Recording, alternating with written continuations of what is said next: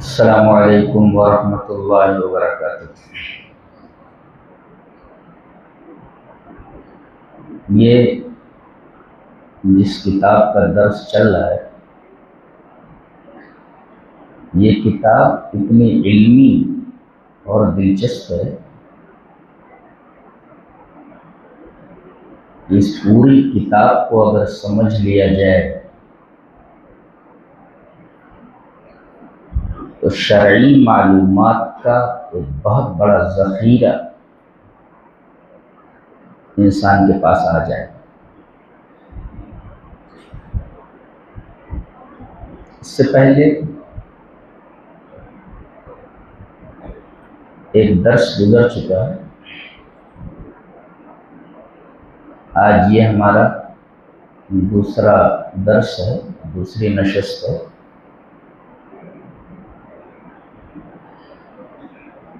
مصنف نے سب سے پہلے یہ کہا ہے کہ الحمدللہ الذی ہدانا للاسلام،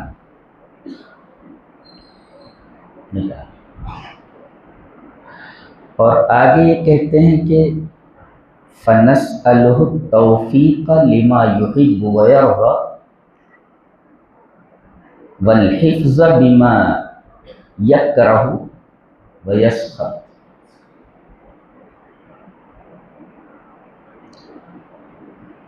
کہ ہم توفیق چاہتے ہیں، کس سے؟ اللہ سے۔ کس چیز کی؟ ان اعمال کی، ان کاموں کے کرنے کی جن اعمال سے اور جن کاموں سے اللہ راضی ہو، اور وہ اعمال اور وہ کام اس کی نگاہ میں پسندیدہ ہو۔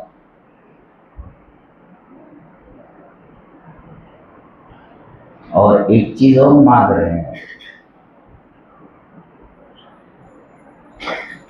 کہ ہم اللہ سے یہ بھی مانگتے ہیں کہ وہ ہماری حفاظت کرے۔ حفاظت کرنے کا مطلب یہ کہ اس کے قریب نہ جانے دے۔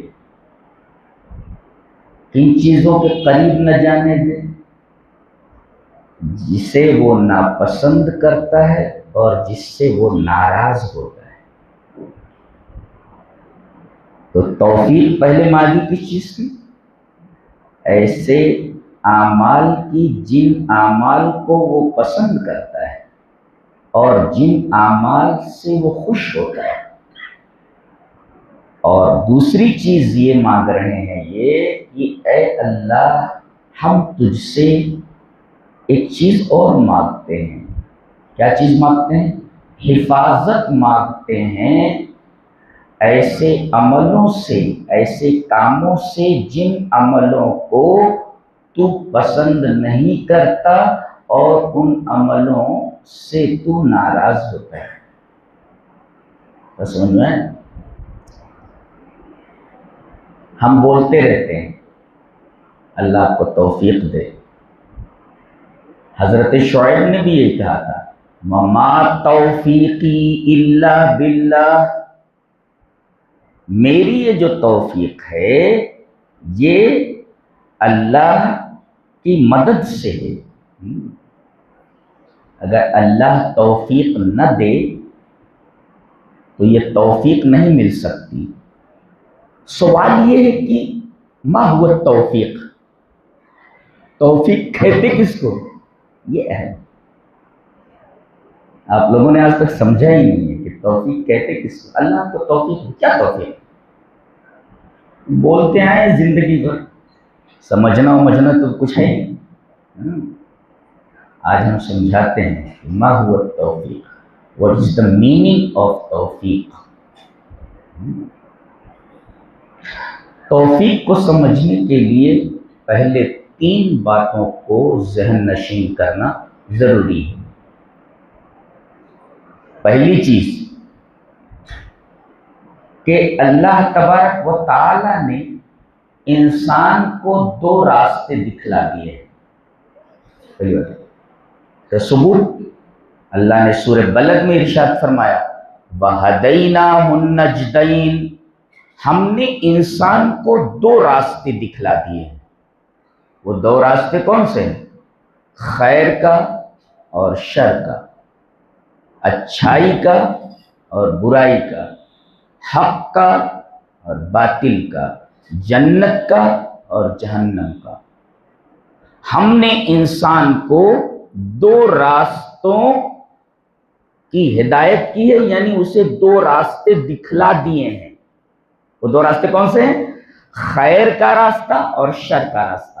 پہلی بات سمجھ میں آئی؟ دلیل وَهَدَيْنَاهُ النَّجْدَيْنِ۔ پھر دوسری بات فَأَلْهَمَهَا فُجُورَهَا وَتَقْوَاهَا، ہم نے انسان کے نفس میں یہ الہام کیا ہے کہ فجور کیا ہے اور تقوی کیا ہے۔ اسے اور واضح کر لیتے ہیں۔ اے وضع الاستعداد فی النفس البشریتی والقدرت الفطریت علی سلوک طریق الخیر او طریق الشر علی حد سابق۔ وہ تیری بات ہے، یعنی اللہ تعالی نے انسان کے نفس میں یہ بات رکھ دی ہے، یا یوں کہہ لیں کہ اللہ تعالی نے انسان کے نفس میں ایک استعداد رکھ دی ہے، ایک صلاحیت رکھ دی ہے، ایک فیکلٹی رکھ دی ہے، اور ایک فطری قدرت رکھتی ہے۔ دو الفاظ یاد رکھیں، استعداد رکھ دی ہے اور طاقت رکھتی ہے، قدرت رکھ دی ہے اس چیز کی کہ وہ چاہے خیر کے راستے پر چلے یا شر کے راستے پر چلے۔ پہلی چیز کیا ہے کہ ہم نے انسان کو دو راستے دکھلا دیے ہیں، بتائیں یہ راستہ خیر کا ہے، یہ راستہ شر کا ہے۔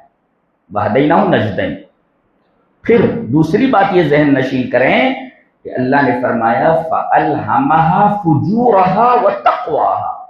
الہم اے عرف اے افہم، اور ابن عباس نے اس کی تفسیر کی ہے فَأَلْهَمَهَا فُجُورَهَا وَتَقْوَاهَا کی بَيَّنَ لَهَا الْخَيْرَ وَالشَّرَّ۔ یہ ابن عباس کی تفسیر ہے کہ اللہ تعالی نے انسان کو خیر اور شر بتا دیا ہے، بلکہ خیر اور شر کو واضح کر دیا ہے۔ اور اگر الہمہ کا معنی نے عرفا، پہچانوا دیا ہے۔ پہچانوانے کا مطلب پہچان لو، یہ ہینڈکرچف ہے، یہ بک ہے، یہ کتاب ہے، یہ گلاس ہے، پہچانوا دیا ہے۔ کیا پہچانوا دیا ہے؟ یہ برائی ہے اور یہ بھلائی ہے، یہ خیر ہے اور یہ شر ہے۔ عرفا مانے پہچانوا دیا۔ کہتے نہیں آپ اپنا تعارف کرائیے، آپ اپنا انٹروڈکشن کرائیے، تو اللہ تعالیٰ نے انٹروڈکشن کرا دیا ہے اس چیز کا کہ خیر کیا ہے اور شر کیا ہے۔ یہ عرفہ کا معنی ہوا۔ اور الہمہ کا معنی اگر افہمہ لے لیا جائے تو افہمہ کا مطلب سمجھا دیا ہے۔ سمجھ میں نہیں آیا تو سمجھ لو، سمجھا دیا اللہ نے، یہ خیر ہے اور یہ شر ہے۔ اچھا، اور ابن عباس نے کیا کہا؟ بیانہ، واضح کر دیا ہے، اس میں کسی طریقے کی کوئی لاگ لپیٹ نہیں ہے، کوئی کنفیوژن نہیں ہے، بتا دیا کہ یہ خیر ہے اور یہ شر ہے۔ بتا نہیں دیا، بیانہ، واضح کر دیا۔ اور ایک معنی اودع فی العقل البشری والقلب، انسان کی عقل اور اس کے دل کے اندر اللہ نے ایک چیز، ایک صلاحیت ودیت کر دی ہے، کس چیز کی؟ التمییز بین الحق والباطل۔ اس صلاحیت کی وجہ سے انسان ڈیفرینشیٹ کر لے گا، تمییز کر لے گا کہ یہ حق ہے اور یہ باطل ہے۔ یہ مطلب ہوا۔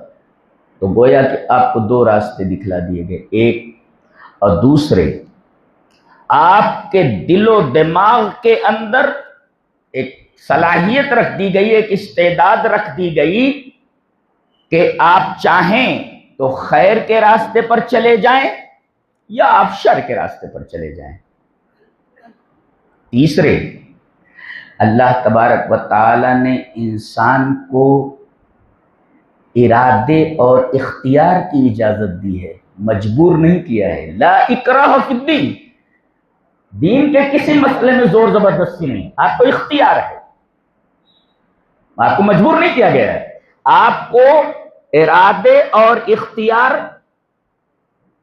عطا کر دیے گئے، آپ اپنے ارادے سے منتخب کریں خیر کا راستہ اور آپ اپنے ارادے سے چنیں شر کا راستہ۔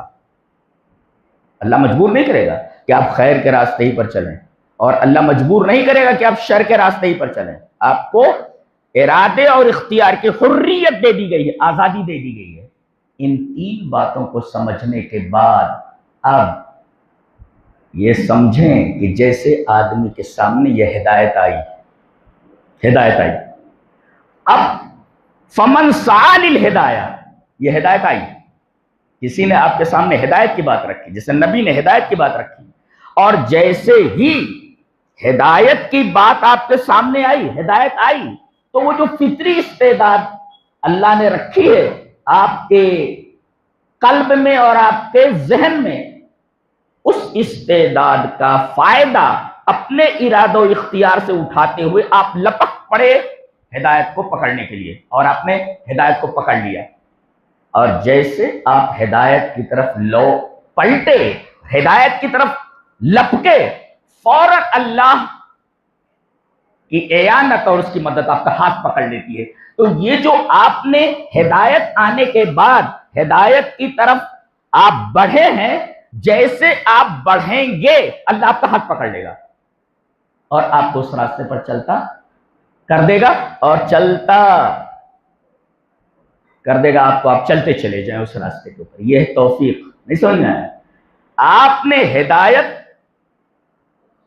قبول کر لیا، آپ ہدایت کی طرف لپکے، اور جیسے ہی آپ ہدایت کی طرف لپکے اللہ تبارک و تعالیٰ کی مدد آپ کا ہاتھ پکڑ لے گی اور خیر کے اس راستے پر چلاتی لے کر چلی جائے گی۔ تو یہ ہاتھ پکڑ لینا ہدایت کی طرف لپکنے کے بعد، دیٹ از کالڈ التوفیق، اسی کو توفیق کہتے ہیں جی۔ یہ مطلب ہے، اسی وجہ سے ایک شاعر لکھتا ہے فمن سعی للخیر، جو خیر کی طرف بھاگا لپکا، اعانہ اللہ، اللہ اس کی مدد کرتا ہے، اسی مدد کا نام توفیق ہے۔ اچھا، ومن اعرض، ہدایت آئی لیکن منہ موڑ لیتا ہے، اس کی طرف لپکتا نہیں، واتبع ہوا، اور اپنے خواہش نفس کے اوپر چلتا ہے اور ہدایت آنے کے بعد ہدایت کی طرف لپکتا نہیں، تو وَكَلَهُ اللَّهُ إِلَى نَفْسِهِ، اللہ اس کو اس کے نفس کے حوالے کر دیتا ہے، فَحُرِمَتْ تَوْفِيقًا، تو یہ توفیق سے محروم ہو جاتا ہے۔ دیکھو، ہدایت کی طرف بڑھنے پر اللہ جب ہاتھ پکڑ لے انسان کا تو یہ توفیق ہے، اور اگر وہ ہدایت کی طرف نہ لپکے تو اللہ اس کو اس کے نفس کے حوالے کر دیتا ہے اور توفیق سے محروم کر دیا جاتا ہے۔ یہ مطلب ہے توفیق کا۔ سمجھا لیں گے توفیق کسے کہتے ہیں؟ ہدایت آئی، کسی نے ہدایت کی بات آپ کے سامنے رکھی اور آپ ہدایت کی طرف جیسے لپکے، اللہ کی اعانت آپ کا ہاتھ پکڑ لے گی اور اس راستے پر آپ کو چلانے لگے گی۔ تو اس راستے پر جو چلانے لگے گی یہ ہے توفیق، اور ہر انسان کو اس توفیق کی ضرورت ہے۔ ابو طالب کے سامنے نبی کریم صلی اللہ علیہ وسلم نے یہ توحید پیش کی، قل لا الہ الا اللہ اشہد لک بہا یوم القیامہ، کہ آپ لا الہ الا اللہ کہہ دیجئے، میں قیامت کے دن اس لا الہ الا اللہ کہنے کی وجہ سے میں آپ کی سفارش کروں گا اللہ کے۔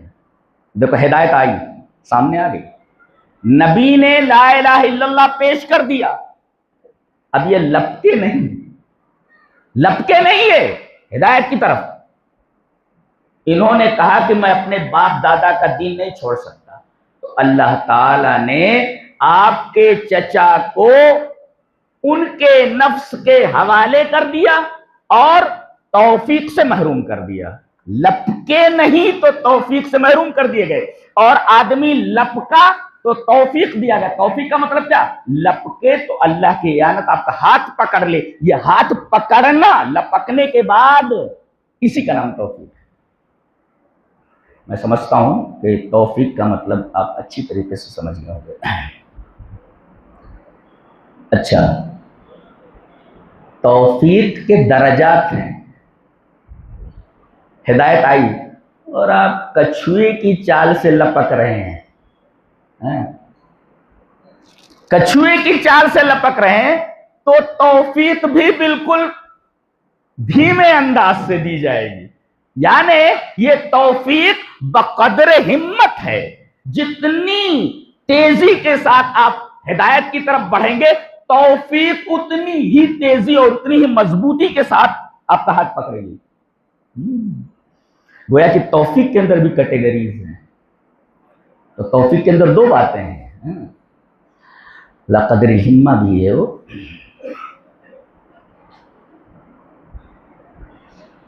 ایک چیز تو یہ ہوئی، اور ارادہ و اختیار جو دیا ہے اللہ نے ہدایت کو قبول کرنے کا، اس کی دلیل موجود ہے قرآن حکیم میں. وَقُلِ الْحَقُّ مِن رَبِّكُمْ فَمَنْ شَاءَ فَلْيُؤْمِنْ وَمَنْ شَاءَ فَلْيَكْفُرْ. آپ کہہ دیجئے یہ جو میں لایا ہوں، مَا جِئْتُكُمْ بِهِ هُوَ الْحَقُّ، میں جو پیش کر رہا ہوں، میں تو تمہارے سامنے لا رہا ہوں، یہ حق ہے اور تمہارے رب کی طرف سے. یہ میرا اپنا نہیں ہے، یہ میں جو کچھ لایا ہوں اور تمہارے سامنے پیش کر رہا ہوں، یہ زبان میری ہے، بات میرے رب کی ہے، تمہارے رب کی ہے. وَقُلِ الْحَقُّ مِن رَبِّكُمْ، آپ کہہ دیجئے کہ جو میں لایا ہوں تمہارے سامنے، جو میں پیش کر رہا ہوں، یہ سب حق ہے اور یہ تمہارے رب کی طرف سے، میری طرف سے نہیں ہے. تو اب حق سامنے آ گیا. فَمَنْ شَاءَ فَلْيُؤْمِنْ، جو چاہے مانے، وَمَنْ شَاءَ فَلْيَكْفُرْ، جو چاہے انکار کر دے. دیکھیے ارادہ و اختیار کی حریت دی گئی. تو اب یہ تین چیزیں یاد رکھیں. اللہ نے انسان کو دو راستے دکھلا دیے، خیر کا اور شر کا. اور فَأَلْهَمَ وَهَدَيْنَاهُ النَّجْدَيْنِ، اور فَأَلْهَمَهَا فُجُورَهَا وَتَقْوَاهَا. انسان کے دل اور دماغ میں ایک استعداد رکھ دی کہ وہ چاہے تو خیر کے راستے پر چلے اور چاہے شر کے راستے پر چلے. اور تیسرے، انسان کو ارادہ و اختیار کی آزادی ہے، چاہے قبول کرے یا نہ قبول کرے. جو استعداد دی گئی قبول کرنے اور نہ کرنے کی، اور دوسرے ارادہ و اختیار دیا گیا قبول کرنے اور نہ کرنے کا. اور جیسے ہی آدمی ان تین چیزوں کو لے کر آگے بڑھا، جیسے ہی وہ لپکا ہدایت کی طرف، تو اللہ کی توفیق آتی ہے. توفیق کا مطلب اللہ کی مدد آتی ہے اور اس کا ہاتھ پکڑ لیتی ہے اور اس خیر کے راستے پر چلاتی چلی جاتی ہے.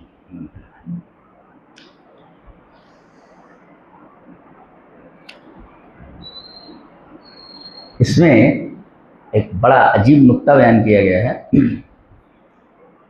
پہلے تو یہ کہہ رہے ہیں ہمیں توفیق چاہیے اس چیز کی، اور کہہ رہے ہیں کہ ہمیں حفاظت چاہیے اس چیز سے. ایک چیز چاہیے اور ایک چیز نہیں چاہیے، یہی تو ہوا نا.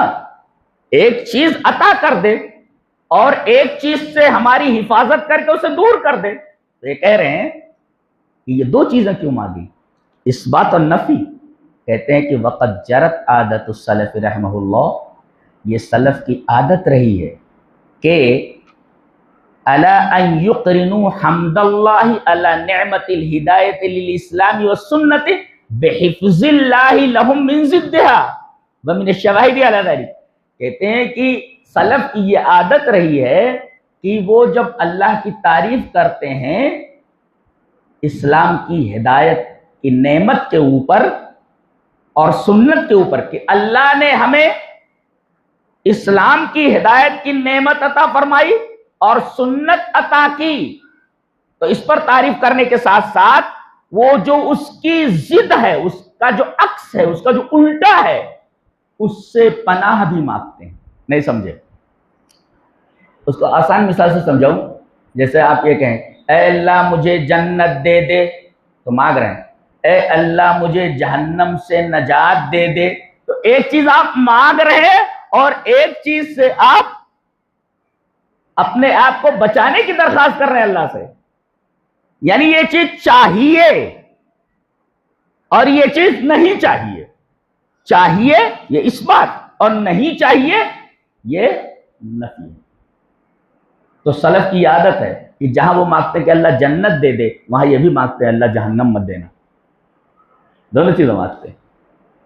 اسی وجہ سے انہوں نے کہا کیا کہ اللہ ہمیں اسلام کی ہدایت دے دے، یہ تو مانگا انہوں نے، اور حفاظت فرما کہ ہم ایسے اعمال نہ کریں جس سے تو ناراض ہو جائے اور جس سے تو غضبناک ہو جائے۔ یہ سلف کی عادت رہی ہے۔ آپ اس کی دلیل دے رہے ہیں، الگ ترتیب دلائل دیکھو، بہت پیاری کتاب ہے، اچھی کتاب ہے۔ دلیل پیش کرے، ایک دعویٰ کیا نا کہ جہاں یہ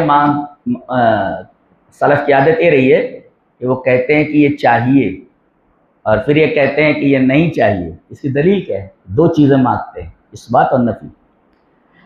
تو سب سے پہلی دلیل وہ حضرت عمر بن خطاب رضی اللہ تعالی عنہ کا ایک قول پیش کر رہے ہیں، دیکھیں۔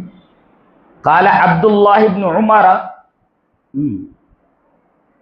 ابن الخطاب ما فرحت بشيء من الاسلام اشد فرحا بان قلبی لم يدخله شيء من هذه الاهواء۔ حضرت عبداللہ ابن عمر ابن خطاب رضی اللہ تعالیٰ، یہ عمر ابن خطاب کے بیٹے ہیں، حضرت عبداللہ ابن عمر کی روایت ہے یہ۔ وہ کہتے ہیں کہ اسلام لانے کے بعد مجھے کسی چیز پر اتنی زیادہ خوشی نہیں ہوئی، اسلام لانے کے بعد مجھے کسی چیز پر اتنی خوشی نہیں ہوئی جتنی اس بات پر ہوئی کہ میرے دل میں یہ جو خواہشات نفسانیہ ہیں، من هذه الاہوا، یہ جو ہوائے نفس ہے، یہ میرے دل میں داخل نہیں کیا۔ تو دیکھو ایک چیز داخل نہیں کی، نعمت ہدایت عطا کی، اور اس کے بعد یہ کہہ رہے ہیں کہ اس پر بھی اللہ تبارک و تعالیٰ کا شکر ہے اور اس پر مجھے سب سے زیادہ خوشی ہے کہ میرے دل میں ہوائے نفس کو نہیں ڈالا۔ اب ہوائے نفس کیا ہوتا ہے؟ ہادی الاہوا تو کہہ دیا۔ حضرت عبداللہ ابن عمر کہتے ہیں کہ اسلام لانے کے بعد مجھے کسی چیز پر اتنی زیادہ خوشی نہیں ہوئی جس اس بات پر ہوئی کہ میرے دل میں لم يدخلہ شیء من هذه الاہوا، یہ اہوا نہیں ڈالے، یعنی اہوا میں سے کوئی ہوا نہیں ڈالی۔ اب اہوا کا کیا مطلب ہوتا ہے وہ سمجھ لیتے ہیں، بتاتے ہیں۔ نہیں ڈالا ان اہوا کو میرے دل میں، یہ اہوا کیا ہے بتاتے ہیں۔ یہ السلامۃ التامہ من البدع والمذاہب المنحرفۃ والتشکیکات العقائدیہ التي تخالف الکتاب والسنہ وما كان علیہ الصحابہ۔ اللہ اکبر۔ کہتے ہیں کہ مجھے اسلام لانے کے بعد کسی چیز پر اتنی زیادہ خوشی نہیں ہوئی، تو اسلام کی ہدایت ملی، اور اتنی زیادہ خوشی کسی بات پر نہیں ہوئی جتنی کی اس بات پر ہوئی کہ اللہ تبارک و تعالیٰ نے میرے دل میں یہ ہوائے نفس نہیں ڈالی، ان اہوا کو نہیں ڈالا۔ یہ اہوا کیا ہے؟ بدعتیں نہیں ڈالی۔ یہ کہہ رہے یہ سلامت التامہ من البدع، تمام بدعتوں سے مکمل حفاظت، مکمل سلامتی، یعنی میرے دل میں کوئی بدعت نہیں رکھی، داخل نہیں کی، اس پر اللہ کا شکر ہے۔ والمذاہب المنحرفہ، اور وہ مذاہب جو سیدھے راستے سے، خیر کے راستے سے ہٹ گئے ہیں، ان کی کوئی بات میرے دل میں نہیں ڈالی۔ اور تیسرے والتشکیکات العقائدیہ، اور جو عقائدی تشکیکات ہیں، عقیدے کے جو شکوک و شبہات ہیں، بہت سارے لوگ ہیں جو عقیدے کے اندر شکوک و شبہات ڈال دیتے ہیں اور آدمی توحید سے شرک کی طرف مڑ جاتا ہے. بہت سارے لوگ غیر اللہ کے سامنے سجدہ، اللہ کے علاوہ کسی کے سامنے دست سوال دراز کرنا، ان تمام چیزوں کو قرآن سے ثابت کرنے کی کوشش کرتے ہیں. اب بتائیے، کہتے ہیں کہ وہ تمام شکوک و شبہات جن کا تعلق عقیدے سے ہے، تشکیکات عقائدیہ، جو کتاب اللہ اور سنت رسول کے مخالف ہیں اور صحابہ کرام کے طریق کے مخالف ہیں. تین چیزیں کہی گئی: کتاب کے مخالف، سنت کے مخالف یعنی قرآن کے خلاف، احادیث کے خلاف، وما کان علیہ الصحابہ اور صحابہ کرام کے منہج کے خلاف. تین چیزوں میں تو یہ احوا نہیں ڈالی میرے دل کے اندر، کیا کہ وہ شکوک و شبہات عقیدے کے، جو شکوک و شبہات کتاب اللہ کے مخالف ہے، سنت رسول اللہ کے مخالف ہے، اور جو صحابہ کرام کے منہج کے مخالف ہے. دوسری دلیل دے رہے ہیں: ان ابی العالیہ قال قرأت المحکم بعد وفات نبیکم صلی اللہ علیہ وسلم بعشر سنین فقد انعم اللہ علی بنعمتین لا ادری ایہما افضل ان ہدانی للاسلام ولم یجعلنی حروریا. دیکھیں دو چیزیں. ابو العالیہ کہتے ہیں کہ میں نے پورا قرآن پڑھا، قرأت المحکم، میں نے پورا قرآن پڑھ لیا بعد وفات نبیکم، تمہارے نبی کے انتقال کے بعد 10 سال. 10 سال میں نے پڑھا، 10 سال. تو اللہ تبارک و تعالیٰ نے میرے اوپر 2 نعمتیں فرمائیں. فقد انعم اللہ علیہ بنعمتین، میں نے قرآن کو پڑھا 10 سال، اللہ تعالیٰ نے میرے اوپر 2 نعمتیں نازل فرمائیں. میں نہیں جانتا کہ ان 2 نعمتوں میں سے افضل کون سی نعمت ہے. 2 نعمتیں عطا فرمائیں، ان 2 نعمتوں سے میں نہیں جانتا کہ یہ افضل ہے یا یہ افضل ہے، یہ بڑی ہے یا یہ بڑی ہے، یہ زیادہ بہتر ہے یا یہ زیادہ بہتر. تو دونوں ہیں، لیکن یہ زیادہ بہتر ہے یا یہ زیادہ بہتر ہے. نعمتیں 2، لیکن میں نہیں جانتا کہ یہ زیادہ بہتر ہے یا یہ زیادہ بہتر ہے. کیا؟ ایک نعمت تو یہ ان ہدانی للاسلام، مجھے اسلام کی ہدایت دی، یہ ایک نعمت ہے. اور دوسرے ولم یجعلنی حروریا، مجھے خارجی نہیں بنایا. دیکھیے، ایک تو یہ دیا اور ایک نہیں دیا. تو یہ دیا کیا؟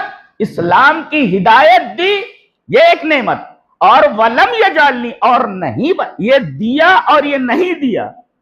دیا کیا؟ نعمت ہدایت، اور نہیں بنایا حروری، حروری نہیں بنایا یعنی خارجی. ہم اس کے لیے 2 منگل خاص کر رہے ہیں. اس کے لیے خوارج کون ہیں، ان کے عقائد بیان کرنے کے لیے. اس لیے کہ میں نے تلاش کیا تو مجھے معلوم ہوا کہ خوارج کی 40 صفتیں ہیں. تو ایک منگل کو ہم 20 صفات ان کے بیان کریں گے اور دوسرے منگل کو بھی 20 صفات بیان کریں گے. اور قدیم جو خوارج ہیں ان کی نشاندہی کریں گے ہم، اور جو جدید خوارج ہیں ان کی بھی ہم نشاندہی کریں گے. اور عجیب بات تو یہ ہے، اگر 40 صفتیں خوارج کی ہمیں معلوم ہو جائیں تو کم سے کم 40 گمراہیاں ہمارے سامنے آ جائیں گی، اور ہم ان 40 صفتوں کے آئینے میں خوارج کا پورا مکروہ چہرہ دیکھ سکتے ہیں. اور یہ بھی ہم جان سکتے ہیں اور یہ معلومات بھی ہمیں مل سکتی ہے کہ یہ صفت کس آدمی کے اندر ہے. اگر وہ صفت کسی آدمی کے اندر پائی جاتی ہے تو سمجھو وہ ایک طریقے سے خارجی ہے.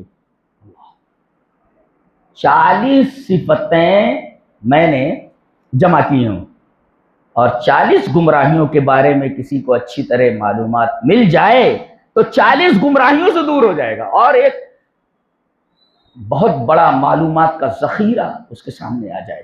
گمراہیاں معلوم ہو جائے تو اس کا جو اپوزٹ ہے آپ کو وہی کرنا. تو ہم 2 منگل اس کے لیے خاص کر رہے ہیں جو بہت ہی اہم ہے. جب تک ہم بتائیں گے نہیں کہ خوارج کی صفات کیا ہے، پوری صفات ہم بیان کریں گے الحمدللہ۔ تو انہوں نے کیا کہا، اللہ تبارک تعالیٰ نے مجھے دو نعمتیں عطا فرمائی، میں نہیں جانتا کہ ان میں سے سب سے بہتر کون سی ہے، بہتر تو دونوں ہیں لیکن یہ زیادہ بہتر ہی ہے، افضل یہ یا یہ کیا، ان ہدانی الاسلام، اسلام کی ہدایت عنایت فرمائی، یہ نعمت ہے، اور ولم یجعلنی حروریا، مجھے حروری نہیں بنایا۔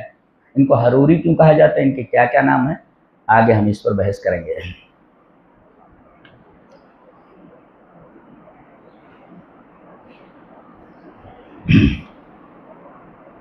تیسری دلیل دے رہے ہیں، قال قتادۃ ما ادری ای النعمتین علی اعظم، یہ بھی وہ کہتے ہیں، قتادہ کہتے ہیں کہ اللہ تعالیٰ نے میرے اوپر بھی دو نعمتیں عطا فرمائی ہیں، میں نہیں جانتا کہ دونوں نعمتوں میں سے اعظم نعمت کون سی ہے، عظیم نعمت کون سی ہے، عظیم تو دونوں ہے مگر اعظم نعمت کون سی ہے، عظیم یہ بھی نعمت ہے اور یہ نعمت بھی عظیم ہے، لیکن اعظم نعمت کون سی ہے، زیادہ عظیم، پہلی کیا، اذ اخرجنی من الشرک الی الاسلام، کہ اللہ تعالیٰ نے مجھے شرک سے نکال کر اسلام کے دائرے میں داخل کر دیا، یہ اللہ کی ایک نعمت عظیمہ ہے، یہ نعمت عظیم ہے، یا او اسمنی فی الاسلام ان یکون لی فی ہوا، یا اسلام میں آنے کے بعد مجھے اللہ نے محفوظ رکھا کہ میں اپنی خواہش نفس کے اوپر چلوں، یہ تو خطرناک بات ہے۔ وہ آپ جب سورہ نازعات پڑھیں گے تو اس آیت پر آپ گزریں گے، اس میں یہی ہے کہ جس آدمی نے ہوا کی اتباع کی، ہوا کی اتباع کی، ہوا کی اتباع، ہوا کی اتباع، ہوا کا مطلب آسان انداز یہ سمجھ لیں کہ جو دل کہے وہ کرو، بس یہ مطلب ہوا کا، شریعت کیا کہتی ہے اس کی طرف ہمیں نہیں دیکھنا ہے، ہمارا جو دل کہے وہ ہم کریں، اور کسی نے صحیح کہا ہے، یہاں اللہ والی کر لو تو جنت میں اپنی والی کر لو، یہاں اللہ والی کر لو تو جنت میں اپنی والی کر لو، یہاں اگر اللہ کے بتائے ہوئے طریقے پر چلو گے، اللہ کی مرضی پر چلو گے تو جنت میں تمہاری مرضی چلنے والی ہے، اور اگر یہاں اپنی مرضی چلاؤ گے تو پھر جنت میں تمہاری مرضی کیسے چلے گی، سوال ہی پیدا نہیں ہوتا جی۔ تو انہدانی للاسلام، یہ اذ اخرجنی من الشرک الاسلام، یہ نعمت عظیم ہے، او اسمنی فی الاسلام ان یکون لی فی ہوا، کہ اللہ تبارک و تعالی نے مجھے اس بات سے محفوظ رکھا کہ میں اپنی من چاہی زندگی گزاروں شریعت کو چھوڑ کر، یہ حضرت قتادہ کا قول ہے۔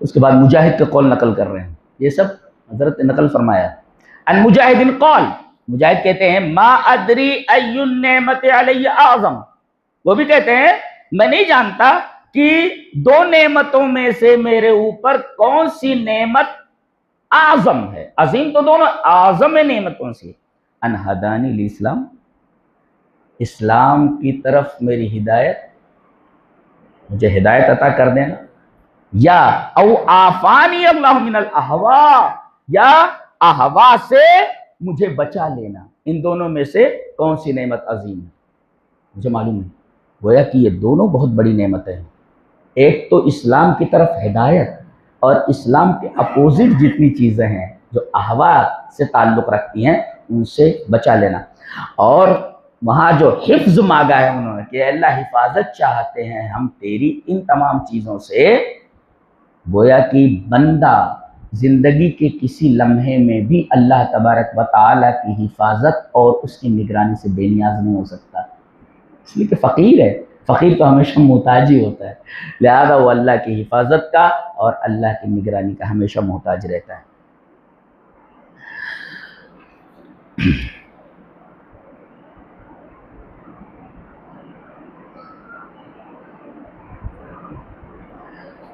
اس کے بعد شیخ یہ فرما رہے ہیں اعلموا ان الاسلام هو السنہ والسنۃ ہی الاسلام ولا یقوم احدہما الا بالآخر. کہتے ہیں کہ جان لو کہ اسلام ہی سنت ہے اور سنت ہی اسلام ہے. دونوں ایک ہی چیز ہے. بڑی عجیب بات کہہ رہے ہیں، اس لیے کہ ان کی کتاب کا نام ہی شرح السنہ ہے. وہ سنت کی شرح کر رہے ہیں، گویا کہ وہ اسلام کی شرح کر رہے ہیں جب کہہ رہے ہیں کہ جان لو کہ اسلام ہی سنت ہے اور سنت ہی اسلام ہے. ولا یقوم احدہما الا بالآخر، ان دونوں میں سے کوئی ایک دوسرے کے بغیر قائم رہ ہی نہیں سکتا. کیا مطلب؟ اسلام بغیر سنت کے اور سنت بغیر اسلام کے قائم رہ ہی نہیں سکتے. یعنی دونوں ایک ہی چیز ہے، سنت اور اسلام. اسلام ہی سنت ہے اور سنت ہی اسلام ہے. اچھا، اور ہمارا دین، کہہ رہے ہیں ہمارا دین دین اسلام. یہ بتاتے تھے پہلی بات کیا کہی انہوں نے؟ اسلام ہی سنت ہے اور سنت ہی اسلام ہے. یہ بات سمجھ میں آئی؟ تو چاہے کہہ لو کہ سنت پر ہم چل رہے ہیں، چاہے کہہ لو ہم اسلام پر چل رہے ہیں. اچھا، اور یہ دونوں لازم و ملزوم ہیں، ایک دوسرے سے جدا نہیں ہو سکتے. جیسے کتاب اللہ اور سنت رسول دونوں ایک دوسرے سے جدا نہیں ہو سکتے، ایسے ہی اسلام اور سنت دونوں ایک ہی چیز ہیں، ایک دوسرے سے جدا نہیں ہو سکتے. اسلام ہی سنت ہے، سنت ہی اسلام. اور کہہ رہے ہیں کہ یہ جو دین ہے ہمارا وہ دین اسلام ہے. برابر؟ دیننا دین الاسلام، ہمارا دین دین اسلام ہے. اور گویا کہ جب ہمارا دین دین اسلام ہے اور اسلام ہی سنت ہے، گویا کہ ہمارا دین ہی سنت ہے. مطلب ہوا جب ہمارا دین دین اسلام ہے اور اسلام ہے ہم سنت کا، تو گویا کہ ہمارا دین دین اسلام ہے یا ہمارا دین دین السنہ ہے. ایسا کہہ سکتے ہیں. دلیل میں آیت کریمہ لا رہے ہیں وَمَن يَبْتَغِ غَيْرَ الْإِسْلَامِ دِينًا فَلَن يُقْبَلَ مِنْهُ. اسلام کے علاوہ کوئی شخص اگر کوئی اور دین چاہے گا تو اللہ کی طرف سے وہ دین قبول نہیں کیا جائے گا. پتہ یہ چلا کہ سنت کے علاوہ، جب اسلام نام ہے سنت کا اور دین نام ہے سنت کا، تو اب سنت کے علاوہ کوئی چیز اگر پیش کر رہا ہے تو قبول نہیں کیا جائے گا. جیسے اسلام کے علاوہ کوئی دین پیش کر رہا ہے تو وہ قبول نہیں کیا جائے گا، تو سنت کے علاوہ کوئی چیز اگر پیش کر رہا ہے تو وہ قبول نہیں کیا جائے گا. سنت کے مقابل میں احوا پیش کر رہا ہے، اپنی رائے اپنے قیاسات پیش کر رہا ہے، وہ نہیں چلے گا. آگے فرما رہے ان الدین عند اللہ الاسلام، دین اللہ کے نزدیک اسلام ہے. اب آگے ایک بڑی اہم بات بتا رہے ہیں کہ ایک ہے اسلام کا لغوی معنی. اسلام کا لغوی معنی یہ ہے، الاسلام کا مطلب گردن نہادن بطاعت، یعنی تابع داری میں گردن رکھنا. یعنی اللہ جو بات کہے اس پر سر تسلیم خم کر لینا. اور اگر اس کو پریکٹیکلی دیکھنا ہو تو حضرت ابراہیم علیہ السلام کی پوری زندگی دیکھ لو. ما کان ابراہیم یہودیا ولا نصرانیا ولکن کان حنیفا مسلما. مسلمہ کا مطلب کیا؟ جو حکم دیا گیا اس حکم پر انہوں نے سر تسلیم خم کر لیا. بیوی کو اور شیرخوار بچے کو بے آب و گیا میدان میں وادی میں چھوڑ کر کے آ جائیں، سر تسلیم خم ہے. بیوی بچے کو لے کر کے پیچھے دوڑ رہی ہے، مجھے اور اس بچے کو چھوڑ کر کہاں جا رہے ہو؟ تو دور دور تک پانی نہیں ہے، کوئی آدمی دکھائی نہیں دے رہا ہے، کھانے پینے کی کوئی چیز نہیں ہے، یہ مجھے اور اس بچے کو چھوڑ کر کہاں جا رہے ہیں؟ وہ پیچھے مڑ کر نہیں دیکھ رہے ہیں. اور آخر میں یہ نیک بندی پوچھتی ہے کہ اللہ کا حکم ہے؟ انہوں نے کہا اللہ کا حکم. جب انہوں نے سنا کہ یہ اللہ کا حکم ہے تو بیوی بھی ایسی ہی ہے، وہ کہہ رہی ہے اذن لا یضیعنا، اگر ایسی بات ہے اللہ کا حکم ہے تو اللہ ہمیں ضائع نہیں کرے گا. دیکھیں یہاں وسائل موجود نہیں ہیں، نہ کھانا ہے، نہ پینا ہے، نہ رہنے کی کوئی جگہ ہے. توکل دیکھیے اس عورت کا، وہ کہہ رہی ہے کہ تب اللہ ہمیں ضائع نہیں کرے گا. اللہ نے ضائع کیا؟ اللہ اکبر. آج پوری دنیا تڑپتی ہے وہاں جانے کے لیے، لاکھوں روپیہ خرچ کر کے جاتی ہے وہاں، اور یہ عورت جہاں دوڑی ہے اسے شعار بنا دیا گیا، ان الصفا والمروۃ من شعائر اللہ. جہاں یہ عورت پانی کی تلاش میں دوڑی ہے اللہ کہا کہ بیٹے کی قربانی چاہیے، چلیے بھائی بڑھاپے کی لاٹھی توڑ دو، بیٹے کو قربان کر دیتے۔ اگر اسلام کو محسوس شکل میں دیکھنا ہو کہ اسلام کہتے کس کو ہیں، تو آپ حضرت ابراہیم علیہ السلام کو دیکھ لیجیے، وہ اسلام ہے۔ اسی وجہ سے ان کی جو نمایاں صفت ہے وہ مسلمن ہے، مسلمن۔ ما کان ابراہیم یہودیا ولا نصرانیا ولکن کان حنیفا مسلما۔ تو اسلام نام ہے اللہ کے ہر حکم پر سر تسلیم خم کر دینا، یہ لغوی معنی ہے اس کا ڈکشنری میں۔ اور شرعی معنی اس کے دو اطلاقات، ایک ہے اطلاق عام اور ایک ہے اطلاق خاص، یہ سمجھنا ہے۔ اطلاق عام یعنی جب بولا جائے الاسلام، تو اسلام اگر مطلق بولا جائے اور اطلاق عام مراد لیا جائے تو اسلام بول کر کے پورا دین مراد لیا جائے، یہ ہے اطلاق عام۔ اور اطلاق خاص یہ ہے کہ کبھی کبھی اسلام بول کر کے پورا اسلام، پورا دین مراد نہیں لیا جاتا، بلکہ کچھ خاص چیزیں مراد لی جاتی ہیں جس کا تعلق ظاہر سے ہوتا ہے، عمل ظاہر سے ہوتا ہے۔ آگے ہم بتائیں گے۔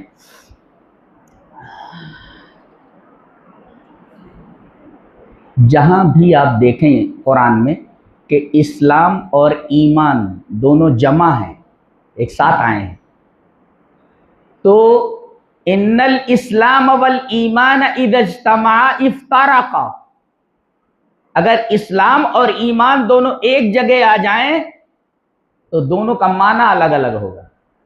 جیسے کہا جائے قالت الاعراب آمنا قل لم تؤمنوا ولكن قولوا اسلمنا، دیکھو لم تؤمنوا ایمان اور ولكن قولوا اسلمنا اسلام، تو ایمان اور اسلام دونوں ایک جگہ جمع ہوئے تو اسلام کا معنی الگ ہوگا اور ایمان کا معنی الگ ہوگا۔ ایمان اور اسلام دونوں الگ الگ معنی رکھیں گے۔ کیا معنی ہوگا دونوں کا؟ ایمان اور اسلام دونوں جمع ہو جائیں تو ایمان کا مطلب ہوگا جس کا تعلق قلب سے ہو، جس کا تعلق قلب سے ہو، اور اسلام کا مطلب ہوگا جس کا تعلق ظاہر سے ہو، عمل سے ہو۔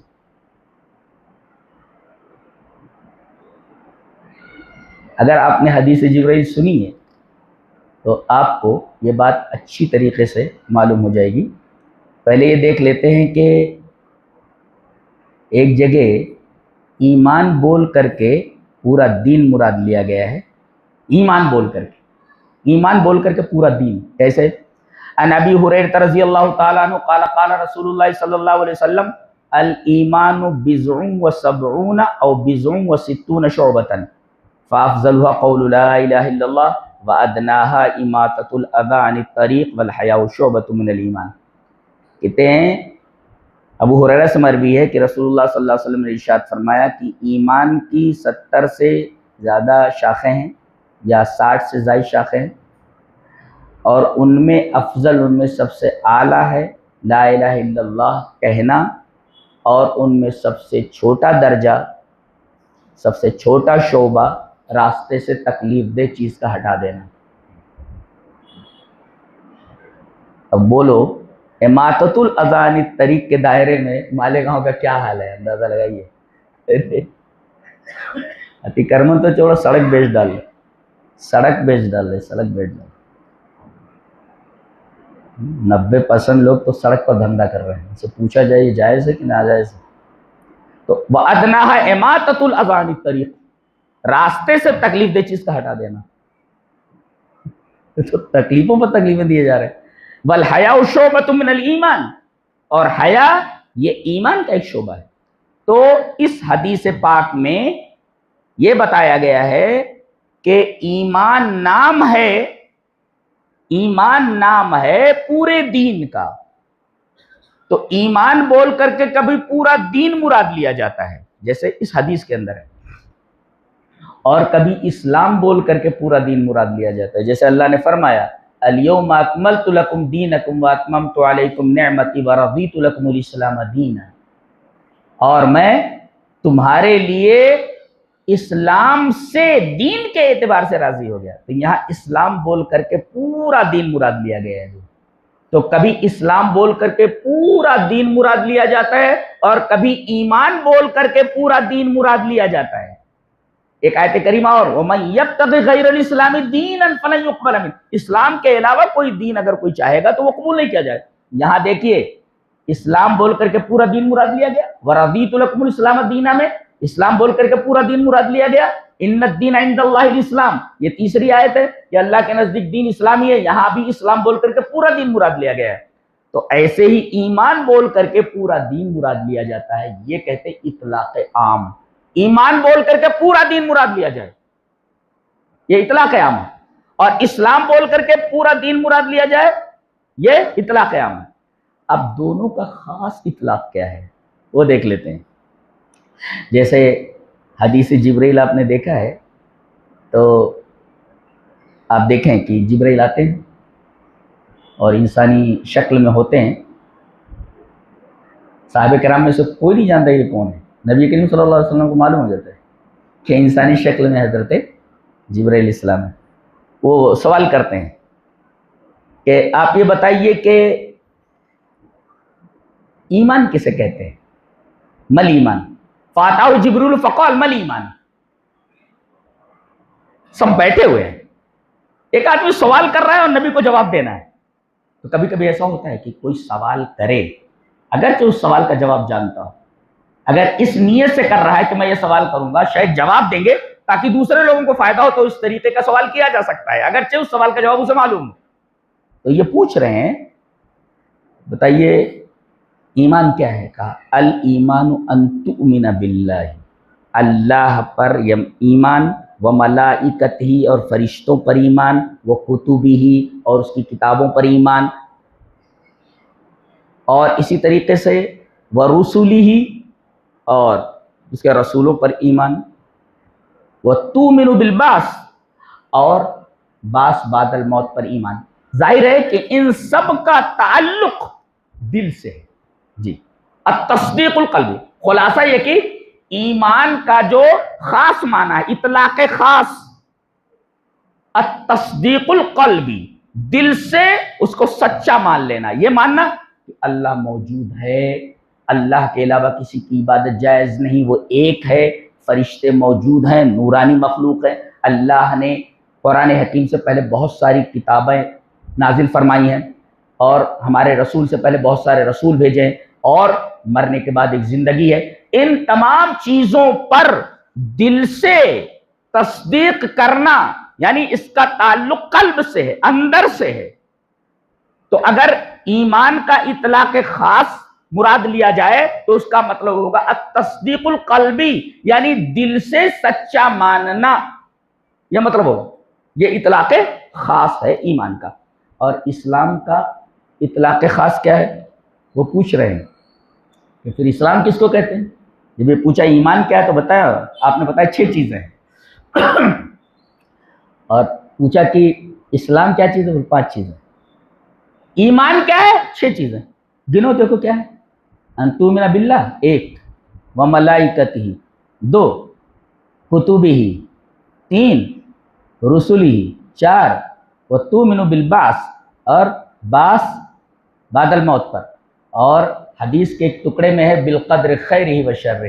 یہ 6 ورڈ، 6 چیز ہو گیا، یعنی اچھی بری تقدیر کے اوپر بھی ایمان. تو ایمان 6 چیزوں کا نام ہے.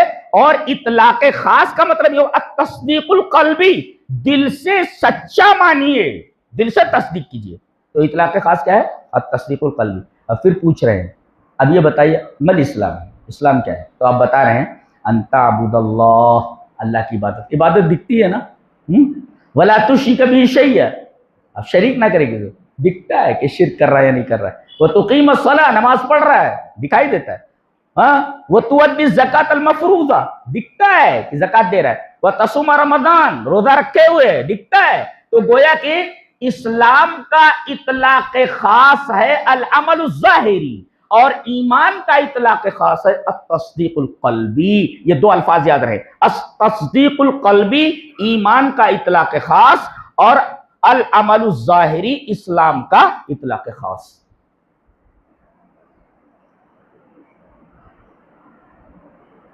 یہ سمجھ میں ہے؟ جہاں دونوں جمع ہوں وہاں اسلام سے مراد ہوگا العمل الظاہری اور ایمان سے مراد ہوگا تصدیق القلبی. اور جہاں صرف اسلام ذکر کیا جائے تو پورا دین، اس میں ایمان بھی آ گیا. اور جہاں خالی ایمان ہو وہاں پر اسلام بھی آ گیا اور ساری چیزیں آ گئی. اب ایک بڑی عجیب بات بیان کی جا رہی ہے جس کا تعلق بہت ہی گہرے عقیدے سے ہے اور اس کو مضبوطی سے پکڑو. ہیں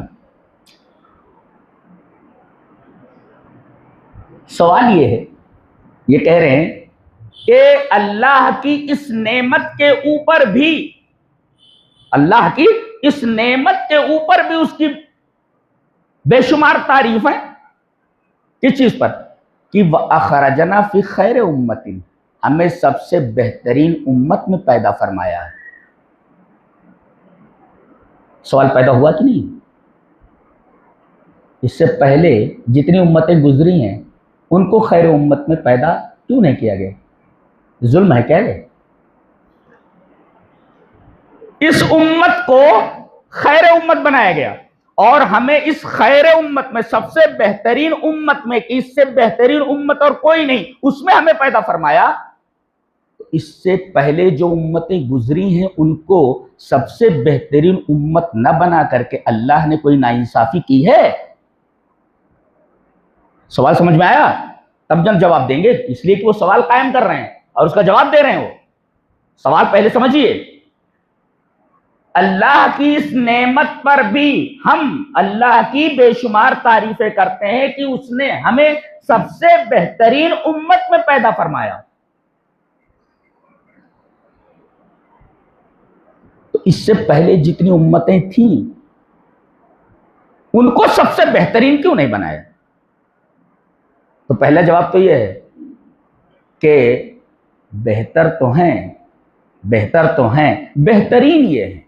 وہ بہتر ہیں، یہ بہترین ہے. جی اب ان کے ساتھ ناانصافی ہوئی، حدیث اب آ رہی ہے آگے. ان کے ساتھ ناانصافی نہیں ہوئی. بہت بڑا سوال ہے جس کا جواب اس حدیث میں دیا گیا اور یہ بہت بڑا آدمی ہے. یہ جی کتاب کا جو شارح ہے بہت قابل آدمی ہے، جواب دے رہا ہے اس کا. چلیے وہ حدیث پہلے پڑھتے ہیں پھر اس کے بعد اس سوال کے جواب کو ڈھونڈتے ہیں.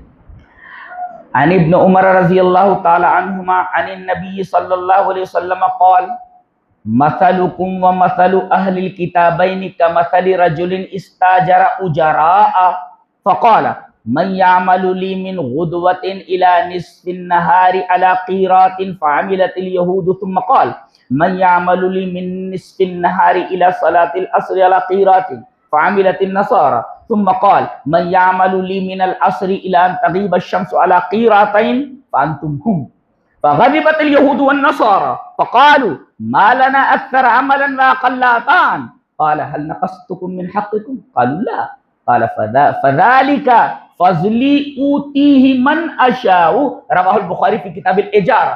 حضرت امام بخاری رحمہ اللہ بخاری شریف کتاب الاجارہ کے اندر یہ روایت لائے حضرت عبداللہ ابن عمر سے. بہت دلچسپ روایت ہے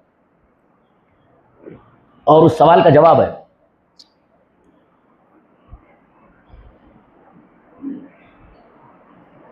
حضرت عبداللہ ابن عمر سے مروی ہے کہ نبی اکرم صلی اللہ علیہ وسلم نے فرمایا کہ تمہاری مثال اور اہل کتابین کی مثال. دو کتابوں والے کون؟ ایک تو تورات والے اور ایک انجیل والے، یعنی یہود و نصارہ. تو تمہاری مثال اور یہود و نصارہ ان کی مثال کیسی ہے؟ اس شخص کی طرح ہے جس نے 3 مزدور بلائے. مجارہ آجیر کی جمع ہے. ایک سے کہا کہ صبح سے لے کر دوپہر تک کام کرنا ہے. کیسے؟ بولے 1 قیرات. ٹھیک ہے کریں گے. کر دیا انہوں نے کام. دوسرے آدمی سے کہا کہ تمہیں دوپہر سے لے کر عصر تک کام کرنا ہے. کہا کہ پیسہ بولے ایک قیرات. صبح سے دوپہر تک جو کام کرے گا پیسہ ایک قیرات بس. اور جو دوپہر سے لے کر عصر تک کام کرے گا اسے بھی ایک قیرات. راضی ہو؟ ہاں راضی. تیسرے کو بلایا گیا, بھائی تمہیں عصر سے لے کر غروب شمس تک کام کرنا ہے. عصر کی نماز سے لے کر غروب شمس تک کام کرنا ہے. کیا کتنا دو گے؟ قیرات ہیں, 2 روپے, 2 قیرات دو. فغضبت الیہود والنصارى, یہود اور نصارہ غصے میں آ گئے اور انہوں نے کہا کہ ہمارا کام زیادہ ہے لیکن پیسہ کم دیا گیا. اکثر عملا واقل عطاء, کام زیادہ صبح سے دوپہر اور دوپہر سے لے کر عصر, لیکن عصر سے لے کر مغرب تک کے درمیان فاصلہ کم ہوتا ہے تو کام زیادہ ہوا, پیسے کم ملے. دونوں نے کہا کہ یہ کیسے ہوا؟ فغضبت الیہود والنصارى, نصارہ اور یہود دونوں کے دونوں غصے میں آ گئے, کام زیادہ لیے پیسہ کم دیے. اب وہ شخص جس نے مزدوری پر رکھا تھا وہ کہہ رہا هل نقصتکم من حقکم, تمہارے حق میں نے کوئی کمی کی ہے؟ بھائی میں نے یہ کہا تھا صبح سے لے کر دوپہر تک کام کرنا ہے, 1 روپیہ ملے گا, 1 قیرات. تم راضی تھے نا؟ کہ ہاں. اس میں کچھ کمی ہوئی؟ بولے نہیں. اور کہا کہ دوپہر سے لے کر کے عصر تک تم نے کام کیا, 1 قیرات پر راضی تھے نا؟ تمہارا حق ہم نے مارا, کم کیا؟ کہا کہ نہیں. کہا کہ حق میں نے کمی نہیں کی ہے, اور اس کو جو میں 2 قیرات دے رہا ہوں فذالک فضلی اوتیہ من اشاء, یہ میرا فضل ہے, میرا فضل ہے, میں جس کو چاہوں دے دوں. آپ کو کیا اعتراض ہو سکتا ہے؟ آپ کا حق میں نے مارا. تو کام جتنا کیا ہے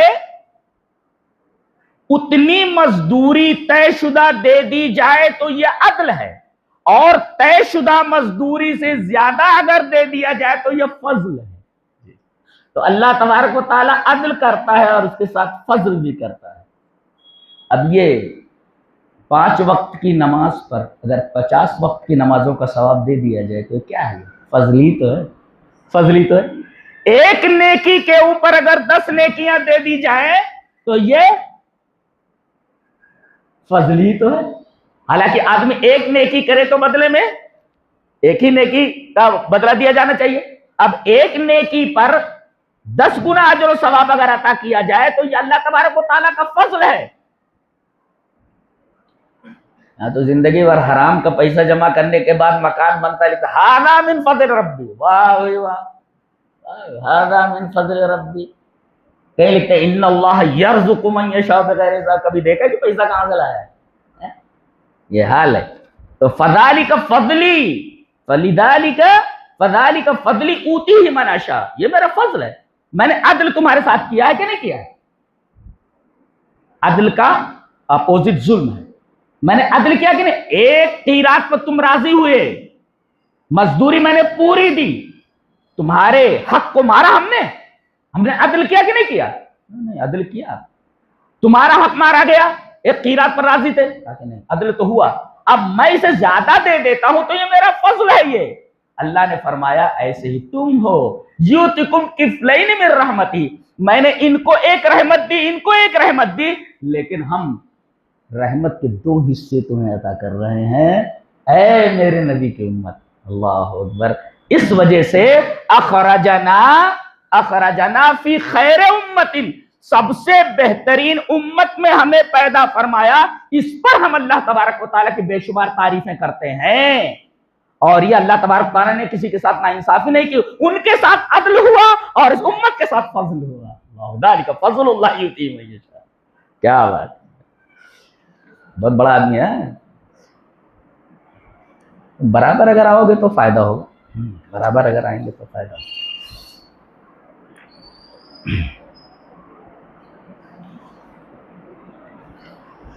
یہ تو ہوا اس سوال کا جواب. دونوں چیزیں یاد رہیں گی. حق دے دینا عدل ہے, حق سے زیادہ دے دینا فضل ہے، یہ یاد رہے۔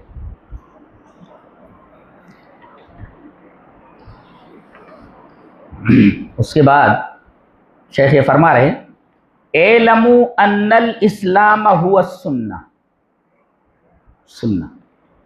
اب اس کی تشریح کیا ہے؟ سنت کسے کہتے ہیں؟ اب یہاں سے یہ سنت پر بیان کر رہے ہیں۔ وَالسُنَّةُ تُطْلَقُ عِنْدَ الْعُلَمَاءِ عَلَى عِدَّةِ اصطلاحات، اس کی کئی اصطلاحات ہیں، کس کی؟ سنت کی۔ تو اس میں ہیں علماء حدیث، ایک پکڑو، علماء الحدیث یہ معنی کیا لیتے ہیں سنت کا، اور ایک ہے علماء فقہ، وہ کیا معنی لیتے ہیں، اور تیسرے علماء العقیدہ، یہ کیا معنی لیتے ہیں۔ تین قسم کے لوگ ہو گئے، علماء الحدیث، علماء الفقہ اور علماء العقیدہ۔ یہ تینوں سنت کا کیا کیا معنی لیتے ہیں؟ تو دیکھتے ہیں علماء حدیث سنت کا کیا معنی لیتے ہیں، پہلے دیکھتے ہیں۔ کہتے ہیں ما اثر عن النبی صلی اللہ علیہ وسلم من اقوالہ و افعالہ و تقریراتہ، نبی کریم صلی اللہ علیہ وسلم کے قول کو، فعل کو اور تقریر کو سنت کہتے ہیں۔ کون بولتے ہیں یہ؟ علماء الحدیث۔ یعنی نبی نے جو کہا وہ حدیث، نبی نے جو کیا وہ حدیث، اور نبی نے کوئی کام کسی کو کرتے ہوئے دیکھا اور خاموشی اختیار کی، وہ سنت ہے۔ اس لیے کہ نبی کسی غلط بات کے اوپر خاموش نہیں رہتا۔ اور دیکھیں حضرت موسیٰ علیہ السلام وعدہ کر چکے ہیں کہ لا آسی لک امرا، میں آپ کی بالکل نافرمانی نہیں کروں گا، کسی بھی حکم کی نافرمانی، وعدہ کر چکے ہیں۔ اور نکرہ تحت النفی، لا آسی لک امرا، کسی بھی بات پر نافرمانی آپ کی نہیں کروں گا۔ ٹھیک ہے، اب وہ کشتی پر بیٹھے، اب تختے اکھاڑنے لگے، وہ دیکھ رہے یہ کیا ہے، کہا اخرقتها لتغرقها لها، ارے یہ جو آپ تختے اکھاڑ رہے ہیں پورے کشتی والوں کو ڈبونے کا ارادہ ہے کیا؟ حضرت خضر نے ڈانٹا، میں نے منع کیا تھا نہیں بولنے کا، نہیں، اچھا ٹھیک ہے معاف کر دیجیے نہیں بولوں گا۔ اب گئے اس طرف، ایک لڑکے کو کھیلتے ہوئے دیکھا، پکڑا، اس کی منڈی مروڑ دی، کہا ارے لقد جئت شیئا نکرا اقتلت نفسا زکیۃ بغیر نفس لقد جئت شیئا نکرا۔ دیکھیں وعدہ کر رہے ہیں برابر کی نہیں بولوں گا، اور برابر بولتے جا رہے ہیں۔ اس لیے کہ نبی کوئی غلط بات جسے وہ غلط سمجھ رہا ہے وہ دیکھے، قتل نفس یہ ایک غلط چیز ہے، جس کو نہ قتل کر دینا، نبی خاموش نہیں رہتا۔ لہذا نبی کریم صلی اللہ علیہ وسلم اگر کسی بات کو دیکھیں اور اس پر خاموش رہیں، وہ حدیث ہے، اس کو تقریر بولتے ہیں۔ تو نبی کا قول حدیث، نبی کا فعل حدیث، نبی کی تقریر حدیث، یعنی کسی کام کو کرتے ہوئے دیکھو اس پر خاموش رہے، اور اسی کا نام سنت ہے۔ کیا دیکھو، فعلماء الحدیث یطلقون لفظ السنت ویعنون به ما اثر عن النبی صلی اللہ علیہ وسلم من اقوالہ وافعالہ وتقریراتہ۔ یہ علماء الحدیث سنت کا معنی لیتے ہیں، سمجھ میں آیا؟ اچھا، علماء الفقہ کسے کہتے ہیں؟ علماء الفقہ ان کے نزدیک کیا ہے؟ واجب، حرام، مستحب، سنت، مکروہ، مباح۔ اچھا، خلاصہ کہ علماء الفقہ سنت کسے کہتے ہیں؟ کہتے ہیں فالسنت عندہم ہی، سنت علماء فقہ کے نزدیک یہ ہے کیا کہ ما یصاب فاعلھا، کہ اس کے فاعل کو ثواب دیا جائے، کرے تو اسے ثواب ملے گا، ولا یعاقب تارکھا، اگر اس کو چھوڑ دے تو اسے سزا نہیں دی جائے۔ جیسے سنت ہے کوئی، اسی طریقے سے وہ رمضان میں جو تراویح سنت ہے نبی، لیکن اگر کوئی چھوڑ دیتا ہے، پڑھتا ہے تو ثواب ملے گا، اور چھوڑ دیتا ہے تو اس پر عذاب نہیں دیا جائے گا، اس پر مواخذہ نہیں ہوگا اس کا۔ تو یہ پکڑو کہ فالسنت عندہم ہے، علماء فقہ کے نزدیک سنت کیا ہے؟ شیخ یہ لکھ رہے ہیں کہ ما یصاب فاعلھا، جس کے کرنے والے کو ثواب دیا جائے، ولا یعاقب تارکھا، اور اس کے چھوڑنے والے کو سزا نہ دی جائے۔ یہ علماء الفقہ سنت کا معنی لیتے ہیں۔ ان کے نزدیک سنت میں کیا کیا چیزیں ہیں؟ احکام خمسہ کو، احکام خمسہ میں استعمال کرتے ہیں اس کو، جو 5 احکام ہیں ان میں استعمال کرتے ہیں۔ یہ کون؟ یہ علماء فقہ کیا جب بولتے ہیں کہ واجب ہوتی ہے ایک چیز حرام ہوتی ہے، ایک چیز مستحب ہوتی ہے، ایک چیز سنت ہوتی ہے، ایک چیز مکروہ ہوتی ہے، ایک چیز مباح ہوتی ہے، ہم آگے بیان کریں گے۔ تو علماء فقہ کے نزدیک احکام خمسہ میں سنت کو استعمال کیا جاتا ہے۔ دیکھو اس سنت کو استعمال کیا گیا، واجب، حرام، مستحب و سنت۔ اب آئے علماء العقیدہ۔ علماء عقیدہ کے نزدیک سنت کسے کہتے ہیں؟ کہتے ہیں علماء، یہ بڑے لوگ ہیں بھائی، علماء عقیدہ والے کہتے ہیں علم العقیدہ میں، علماء عقیدہ کہتے ہیں کہ علم العقیدہ کا جو سب سے اعلیٰ درجہ ہے علم العقیدہ، اس کا نام توحید ہے جی۔ تو گویا کہ سب سے اعلیٰ درجے کی سنت توحید ہے، یہ مطلب لیتے ہیں جی۔ وہ علماء العقیدۃ یطلقون مسمى سنہ، سنت کا مسمى کسے لیتے؟ توحید، یعنی سنت مسمى کسے بولتے؟ یہ نام ہوتا ہے، نام جیسے بولا جائے زید، جیسے بولا جائے زید، تو یہ زید یہ اسم ہے، مسمى کون ہے؟ جس پر یہ نام بولا جائے وہ لڑکا ہے۔ تو یہ کہتے ہیں یطلقون مسمى سنہ، سنت کا مسمى کیا ہے؟ بولے علم العقیدہ کا ایک مسمى توحید ہے، سب سے اعلیٰ درجہ، یہ سب سے اعلیٰ جو مسمى ہے وہ توحید ہے۔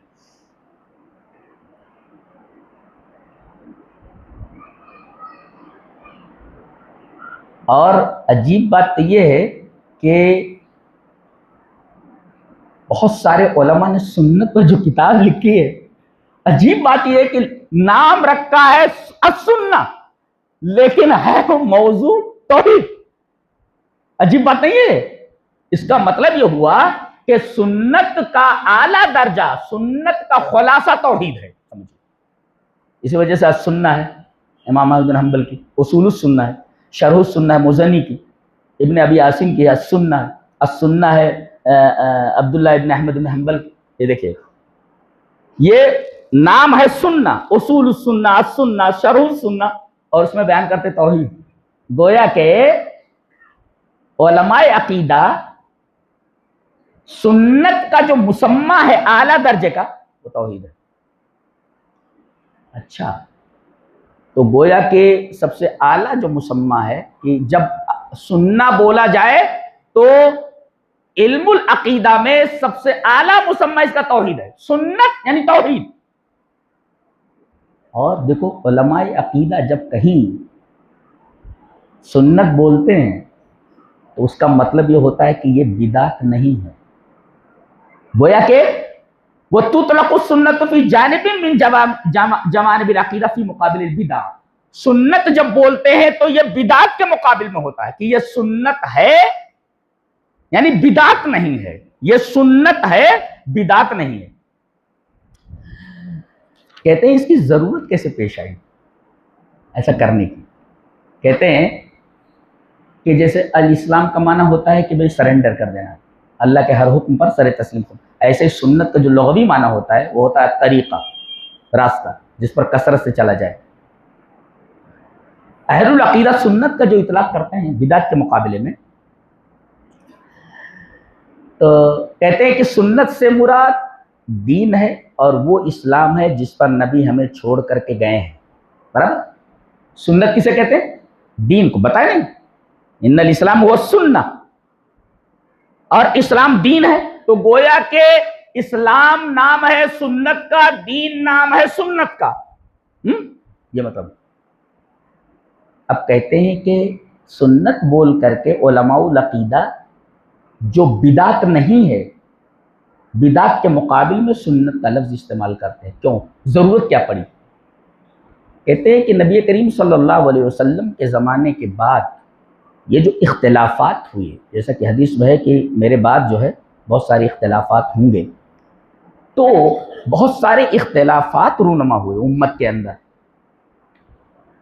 اور بہت سارے گروہوں نے پارٹیاں بن گئی، جیسے آج ہم مسالک بنے ہوئے ہیں جی، ایسے مسالک بن گئے، اور ہر مسلک اور ہر گروہ یہ سمجھتا تھا کہ ہم سنت کے اوپر ہیں، ہم دین کے اوپر ہیں۔ وہ کہہ رہے ہیں والاسلام الذی ترکنا علیہ النبی صلی اللہ علیہ وسلم، ہر ایک آدمی فَكُلُّ مُبْتَدِعٍ يَدَّعِي عَلَى یدعی انہ علی الاسلام، ہر بدعتی یہ دعویٰ کرنے لگا کہ وہ اسلام کے اوپر ہے۔ بھئی اختلافات رونما ہوئے، بہت سارے گروپ ہو گئے، اور ان گروپ کے اندر ایسی چیزیں آ گئی جو سنت نہیں تھی، بدعت تھی، اور ہر آدمی دعویٰ کر رہا ہے کہ سنت پر ہے ہم۔ تو اب جب ہر بدعتی یہ دعویٰ کرنے لگا کہ وہ اسلام کے اوپر ہے اور سنت کے اوپر ہے، تو ان کے اس دعوے کو ڈیفرینشیٹ کیسے کیا جائے؟ فَكَيْفَ تَتَمَيَّزُ هَذِهِ الدَّعَاوِي، ان دعووں کو ڈیفرینشیٹ کیسے کیا جائے کہ بھائی یہ کہہ رہا ہے ہم سنت کے اوپر ہیں، ہم اسلام پر ہیں، ہم دین کے اوپر ہیں، یہ کہہ رہا ہے ہم اسلام کے اوپر ہیں اور ایمان کے اوپر ہیں، سنت کے اوپر ہیں، تو تمیز کیسے ہو؟ کس کا دعویٰ صحیح ہے، کس کا دعویٰ صحیح ہے؟ اب کہہ رہے ہیں کہ دلیل مانگی جائے ہر ایک سے دلیل مانگی جائے۔ ہاتھو برہانکم، قرآن حکیم کہتا ہے کہ اگر تم کہتے ہو کہ ہمارا یہ موقف ہے تو دلیل لاؤ۔ ہاتھو برہانکم، شیخ لکھ رہے ہیں ہاتھو برہانکم ان کنتم صادقین۔ تو اہل السنہ سے کہا گیا تم ہم سے دلیل مانگتے ہو، تم اپنی دلیل دو، سنت کی دلیل دو۔ تم کہا کہ ہماری دلیل تو واضح ہے۔ اہل السنہ نے کیا کہا؟ ہم تم سے دلیل مانگتے ہیں، ہماری دلیل واضح ہے۔ کیا دلیل واضح ہے؟ قال اللہ قال الرسول علی وفق فہم الصحابۃ والتابعین وتابع التابعین۔ اللہ نے کہا، رسول نے کہا، اور اللہ کی بات کو یعنی قرآن کو اور رسول نے کہا یعنی احادیث کو، ان دونوں چیزوں کو مانیں گے ہم۔ کیسے؟ جس طریقے سے صحابہ نے سمجھا ہے اس طریقے سے ہم قرآن کو سمجھیں گے، مانیں گے، اور جس طریقے سے نبی کریم صلی اللہ علیہ وسلم کی بات کو، جس طریقے سے احادیث کو صحابہ نے سمجھا ہے، تابعین نے سمجھا ہے اور تبع تابعین نے سمجھا ہے۔ ان تین گروہوں کے بارے میں کہا گیا یہ تین گروہ یہ بہترین قرون ہیں، قرون ثلاثہ، اور اللہ تبارک و تعالیٰ نے ان کے اپنی نبی کی زبان سے ان کے خیر ہونے کی بشارت دی ہے۔